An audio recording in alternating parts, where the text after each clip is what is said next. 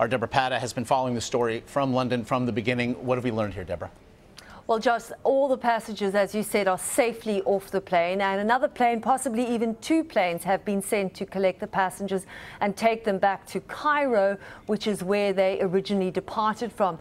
The plane was in the air and diverted, of course, for about 90 minutes before it made that emergency landing in Larnaca in Cyprus, and the pilot was apparently running out of petrol and insisted that's why they needed to land.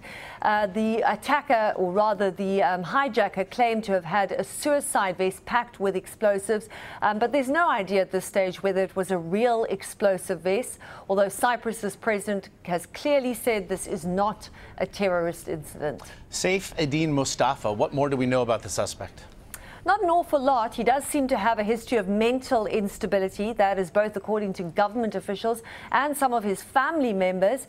Saif Eddin Mustafa also has an ex-wife who is Cypriot, and that was part of his demands. It seems to have been a personal motive for the hijacking of the plane. He wanted to make contact with his wife. He also said that he wanted prisoners in Egypt released from jails. Witnesses said they saw him throw a letter onto the tarmac at the airport that was written in Arabic and wanted that letter delivered to his wife. Again, there are conflicting media reports even at this hour about what exactly Mustafa may or may not have been wearing. Questions, though, now, especially given the context we are in with global concerns about security, specifically in this region. How is it possible that someone could, in fact, hijack a plane?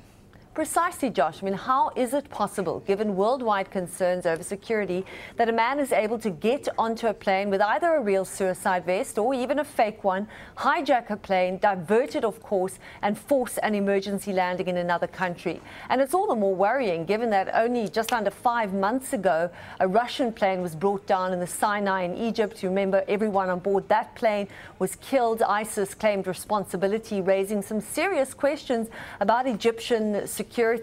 And with just a week since the Brussels bombings, there are going to be a lot of eyebrows raised and some hard questions asked. Debora Patta in London, we thank you for your time.